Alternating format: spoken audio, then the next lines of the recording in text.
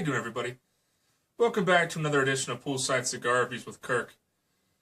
Tonight, I am just sitting on the porch enjoying a Padron. This is one of their 1000 series. I don't know what this is. It's the Padron with the classic brown band. It's the least expensive label, but oh man, these are delicious. You know, I haven't reviewed a Padron yet, and I kind of feel bad. I think I need to put that on the list because these are fantastic. This is like the Corona size, which I've never had a Padron in this small of a ring gauge before, and it's definitely different. It's definitely a little bit spicier, but still it has that perfect balance. A lot of leather, a lot of cocoa, and like I said, this one has a lot of spice. And I think it's the spice that's really bringing out the sweetness in my Kalila 12 year.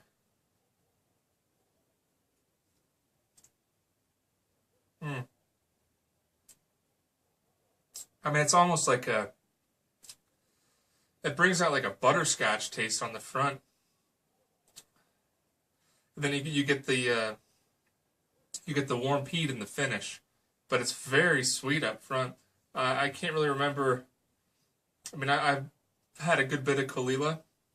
I didn't bring the bottle out here with me, but I don't really remember ever getting that much of a sweet profile. Sure, you know, I get some honey out of it, some honey vanilla, but boy, this is a great dram. And that's what's fun about pairing. You know, if you have a good pairing, you really will bring out flavors that you don't taste otherwise. And much like pairing wine with food or anything, in general, good cigars and good drinks go together. It doesn't have to be alcohol, but really just if it's a good cigar and a good drink, more than likely it'll go together. Now there's nuance. You know, you may not want to have, you know, a really big, powerful, strong cigar with a really delicate, like light Irish whiskey. But, you know, you're picking nits at that point, I think. If you've got a good cigar and a good beverage, it'll go together. The same thing when people talk about, oh, you know, you need red wine with red meat and white wine with chicken or fish. Yeah, more or less that's true. But, you know, a good wine will go with anything. You can have a good white wine with a heavy pasta. If it's good wine and good food, it's going to taste good. That's just how it goes. I mean, they're distinct. You've got a cigar and a beverage, or you have a food and a beverage. They still are distinct. So, in general, when it comes to pairings, I say don't fret. If you've got something good to smoke or eat and something good to drink, you're probably going to enjoy yourself. So, that's just what I'm doing tonight. Kicking back, enjoying this. Work's starting to get a little tough again, which means that it's, you know, time to step out on the patio and relax. You know, a nice thing about a cigar is that when I'm sitting out here on the porch by myself smoking a cigar, and I do like to smoke with other people, but for the most part I smoke by myself, and for me that's okay because it's a very reflective, introspective time, and I really like to think about the cigar, and I know I've said this before, but I like to think about the blessings that I have in my life.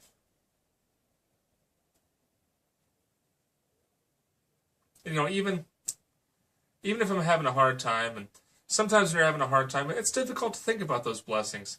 At least I have a place to start. Because when I light a cigar, in those first few draws, there's nothing or no one else in the world. It's just me and a cigar. And I hope you can experience that for yourself too. You know, to just really just take it in. And then from there, you know, it's meditative. You know, that's where you start. That's your center.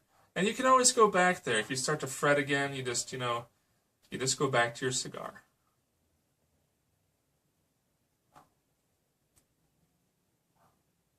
And you appreciate. Did I ash on myself? Oh, god damn it.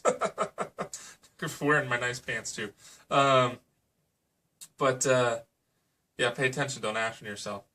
But you know, you can always go back to just you and your cigar, and you know, think about, wow, you know, from the time that this seed was planted, you know, what was the process that went into this? You know, they planted a seed, and they picked the leaves, and they cured them, and they rolled them. And I mean, you're talking 5 or 6 years worth of hard work, and that's what you have in your hand as a piece of art that you get to appreciate. So, if anything else, you can be thankful for that. That you are privileged, and you should think this every time you smoke a cigar. You are a privileged individual who gets to enjoy the fruits of a lot of people's hard work, and that's a pretty special thing.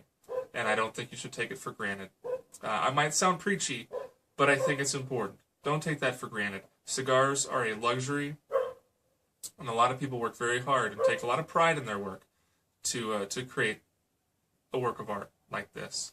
So it's important that you respect that. And again, I think you can use that, get you in that meditative state, thinking about the good things in life. And much in the same way, I appreciate Scotch whiskey.